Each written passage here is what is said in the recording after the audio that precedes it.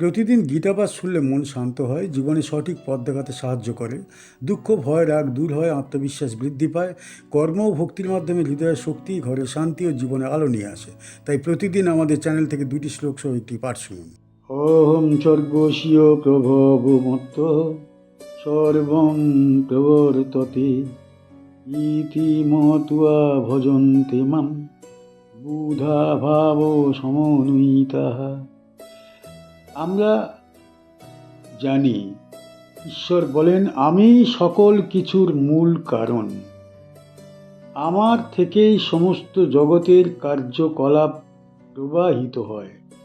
এই সত্য জেনে জ্ঞানীরা গভীর ভাব সহ আমাকেই ভজনা করেন। এই অনুবাদে স্পষ্ট হয়, ঈশ্বর তত্ত্বের যথার্থ জ্ঞান ভক্তির পূর্ণতা দান করে। অহম মানে আমি, সর্বস্ব মানে সকল কিছুর, প্রভবঃ মানে উৎপত্তিকারী মূল কারণ, মত্তঃ মানে আমার থেকেই, সর্বম মানে সমস্ত জগৎ, প্রবর্ততে মানে প্রবাহিত হয় বা পরিচালিত হয়, ইতি মানে এইভাবে, মত্ত্বা মানে জেনে বা উপলব্ধি করে, ভজন্তে মানে ভজন করে, মাম মানে আমাকে, বুধা মানে জ্ঞানীরা, ভাব ও সমন্বিতা মানে গভীর ভাবযুক্ত। এই শ্লোকে ভগবান শ্রীকৃষ্ণ ভগবদ্ গীতার এক চূড়ান্ত তত্ত্ব ঘোষণা করেছেন।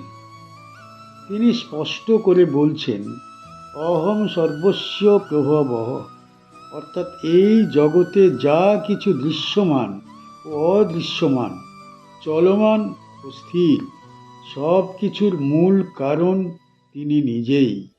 এই ঘোষণা ঈশ্বর তত্ত্বের কেন্দ্রীয় সত্য। মত্তঃ সর্বম প্রবর্ততে, এই বাক্যের মাধ্যমে বোঝানো হচ্ছে, সৃষ্টি কেবল তাঁর থেকেই উদ্ভূত নয়, প্রতি মুহূর্তে তাঁর দ্বারাই পরিচালিত। সূর্যের গতি, কালের প্রবাহ, জীবের চিন্তা ও কর্ম সবই তাঁর বিধানেই চলেছে। এই উপলব্ধি এলে মানুষের অহংকার ভেঙে পড়ে, কারণ তখন সে বোঝে সে নিজে কর্তা নয়, কর্তার দ্বারা চালিত। এই তত্ত্ব উপলব্ধি না হলে মানুষ নিজের শক্তি, বুদ্ধি ও সাফল্যকে নিজের কৃতিত্ব বলে মনে করে। কিন্তু ভগবান বলছেন, যে ব্যক্তি এই সত্য উপলব্ধি করে যে সে নিজেকে স্বতন্ত্র কর্তা মনে করে না, সে ঈশ্বর নির্ভর হয়ে ওঠে। ইতি মত্ত্বা শব্দটি বিশেষ তাৎপর্যপূর্ণ। এখানে শুধু জানা নয়, গভীরভাবে উপলব্ধির কথা বলা হয়েছে। মুখে ঈশ্বরকে সৃষ্টিকর্তা বলা সহজ, কিন্তু অন্তরে এই সত্য গ্রহণ করাই প্রকৃত জ্ঞান।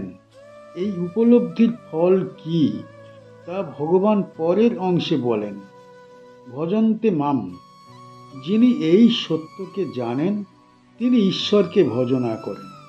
এখানে ভজনা মানে কেবল পূজা বা স্তব গান নয়, ভজনা মানে জীবনকে ঈশ্বর নির্ভর করে তোলা।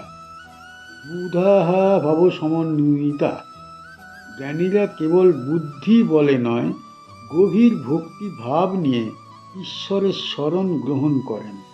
কারণ প্রকৃত জ্ঞান ভক্তিহীন হতে পারে না। যেখানে ঈশ্বরই সর্বকারণ, সেখানে অহংকার বা অবিশ্বাসের স্থান তো থাকেই না।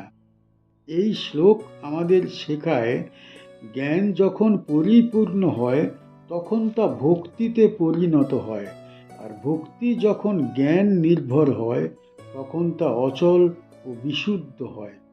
পূর্ববর্তী শ্লোকগুলিতে শ্রীকৃষ্ণ নিজের বিভূতি, যোগ তত্ত্ব ও সৃষ্টির আদি কারণ ব্যাখ্যা করেছিলেন।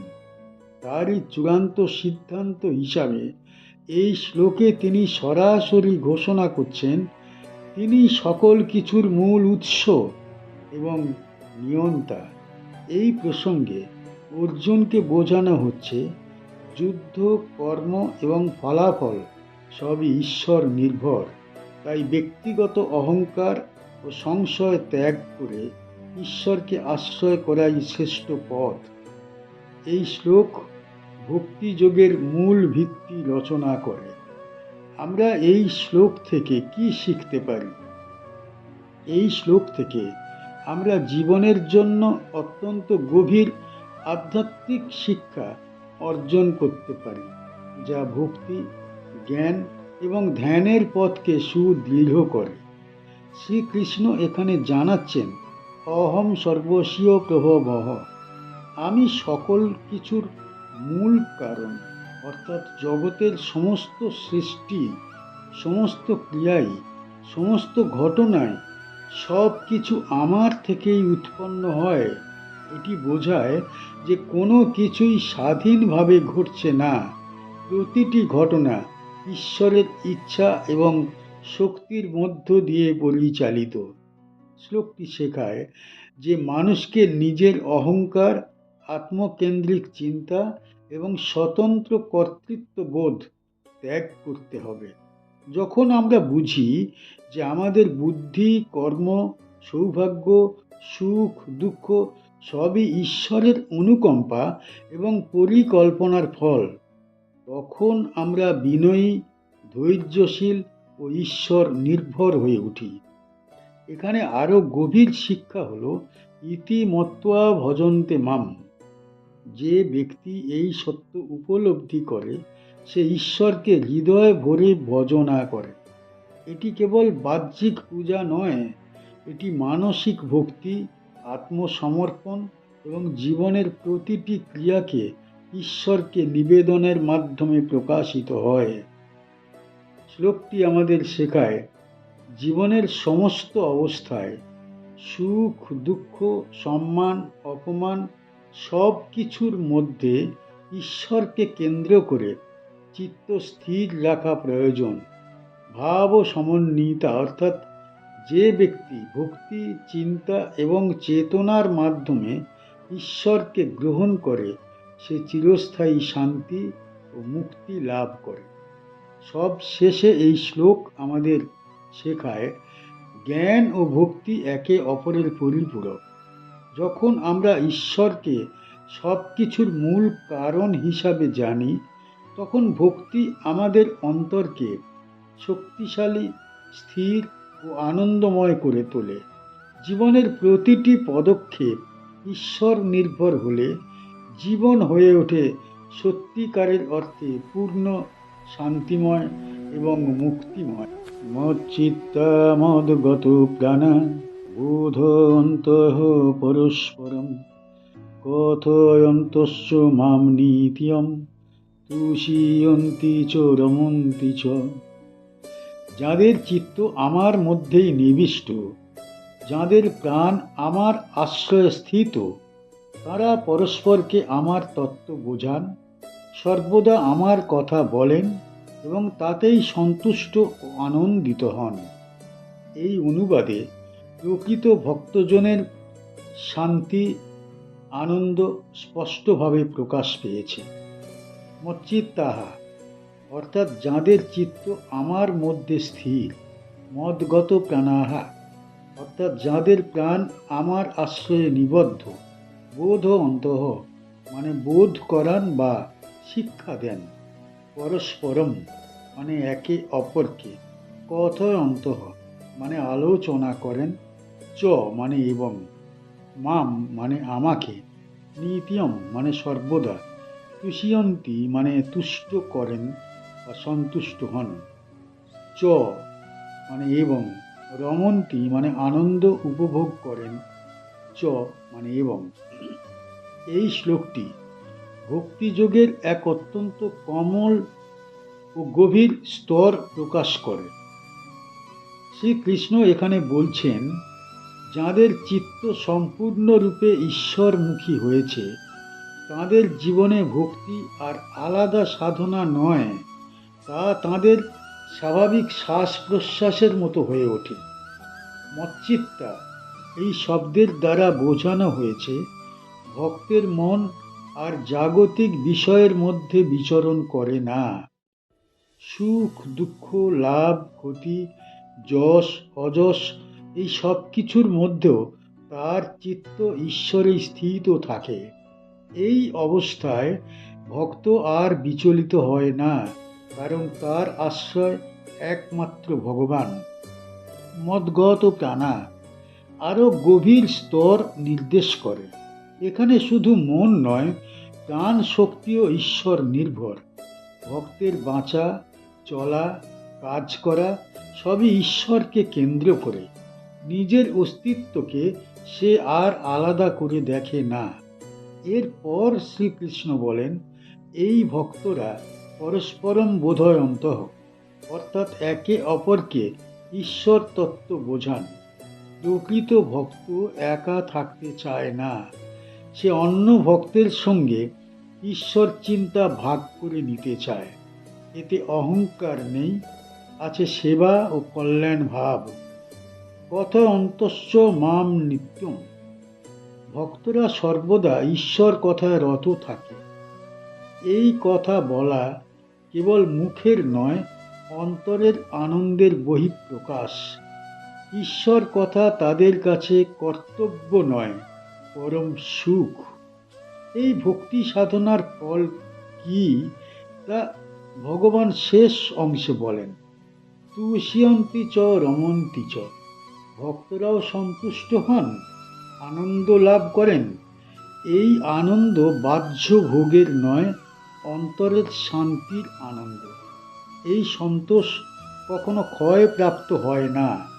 এই শ্লোক আমাদের শেখায় ভক্তি যোগ কষ্টকর ত্যাগ নয়, বরং গভীর আনন্দের পথ। যেখানে ঈশ্বরী চিন্তা, ঈশ্বরী কথা, সেখানে দুঃখের স্থান থাকে না। পূর্ববর্তী শ্লোকটিতে শ্রীকৃষ্ণ বলেছিলেন, জ্ঞানীরা ঈশ্বরকে সকল কিছুর মূল জেনে ভজনা করেন। তারই বাস্তব চিত্র এই শ্লোকে প্রকাশিত হয়েছে। এখানে দেখানো হয়েছে ঈশ্বর জ্ঞান লাভের পর ভক্তের দৈনন্দিন জীবন কেমন হয়ে ওঠে। এই প্রসঙ্গে অর্জুনকে বোঝানো হচ্ছে, ভক্তি যোগ মানে সংসার ত্যাগ নয়, সংসারের মধ্যেই ঈশ্বর চিন্তায় স্থিত থাকা। ভক্তদের সঙ্গে ঈশ্বর কথায় আনন্দ পাওয়া প্রকৃত ভক্তির লক্ষণ। এই শ্লোক সেই আনন্দময় ভক্তি জীবনের আদর্শ তুলে ধরে। এই শ্লোক থেকে আমরা কি শিখতে পারি? এই শ্লোক থেকে আমরা ভক্তি জীবনের অন্তর্গত আনন্দ, সম্পর্ক ও ঈশ্বর চেতনার গভীর শিক্ষা লাভ করি, যা মানুষের জীবনকে স্থির, পূর্ণ এবং অর্থপূর্ণ করে। শ্রীকৃষ্ণ এখানে জানাচ্ছেন, যাদের চিত্ত সম্পূর্ণভাবে তাঁর মধ্যে নিবদ্ধ এবং যাদের প্রাণ তাঁর আশ্রয়ে স্থিত, তারা একে অপরকে ঈশ্বরের তত্ত্ব বোঝান। এই বোঝানো বা আলোচনা কেবল জ্ঞান প্রকাশ নয়, বরং অন্তরের আনন্দের মাধ্যমে একে অপরকে ঈশ্বর চেতনা অনুভব করানো, অর্থাৎ প্রকৃত ভক্তদের মধ্যে এক অনন্য পারস্পরিক আধ্যাত্মিক সম্পর্ক জন্মায়। শ্লোকটি শেখায়, ভক্তি জীবন কেবল নিরিবিলি সাধনা নয়। যখন চিত্ত, প্রাণ ও চিন্তা ঈশ্বরমুখী হয়, তখন ভক্তরা স্বাভাবিকভাবেই একে অপরের সঙ্গে ঈশ্বর কথায় আনন্দিত হয়। কথয়ন্তস্য মাম নিত্যম, মানে তাঁরা সর্বদা ভগবানের কথা স্মরণ করেন, আলোচনা করেন এবং সেই আলোচনায় তৃপ্তি অনুভব করেন। এটি মানসিক শান্তি ও অন্তর্গত আনন্দের উৎস। তুষ্যন্তি চ রমন্তি চ, ভক্তরা কেবল সন্তুষ্ট হয় না, আনন্দ উপভোগ করে। এখানে আনন্দ বাহ্যিক নয়, এটি অন্তরের ঈশ্বর চেতনার আনন্দ। যখন জীবনের সমস্ত দুঃখ, আবেগ ও ঝঞ্ঝা ঈশ্বরের উপস্থিতিতে বিন্যস্ত হয়, তখন চিত্ত শান্ত ও আনন্দময় হয়। এই শ্লোক থেকে আরও শেখা যায় যে সত্যিকারের ভক্তি জীবন অহংকার, হিংসা বা স্বার্থপরতার বাইরে। ভক্তরা একে অপরকে ঈশ্বর চেতনা শেখান এবং এই শেখানো তাদের নিজেদের চিত্তকেও সমৃদ্ধ করে। এতে সম্পর্কের মধ্যে অহংকার নেই, আছে বিনয়, সেবা এবং একান্ত আধ্যাত্মিক আনন্দ। সব শেষে এই শ্লোক আমাদের শেখায়, যখন চিত্ত, প্রাণ এবং জীবনের সমস্ত কর্মকাণ্ড ঈশ্বরমুখী হয়, তখন জীবন হয়ে ওঠে শান্তিময়, স্থির এবং আনন্দময়। পারস্পরিক আধ্যাত্মিক মিলন ও ঈশ্বর চেতনার অভিজ্ঞতা ভক্তির সর্বোচ্চ মুখ। আমাদের চ্যানেলের গীতা পাঠ কেমন হয়েছে, ব্যাখ্যা কেমন হয়েছে, আপনার কেমন লেগেছে কমেন্ট বক্সে অবশ্যই জানাবেন, এবং প্রতিনিয়ত গীতা পাঠ শোনার জন্য চ্যানেলটা অবশ্যই সাবস্ক্রাইব করে রাখুন। দেখা হচ্ছে পরের ভিডিও।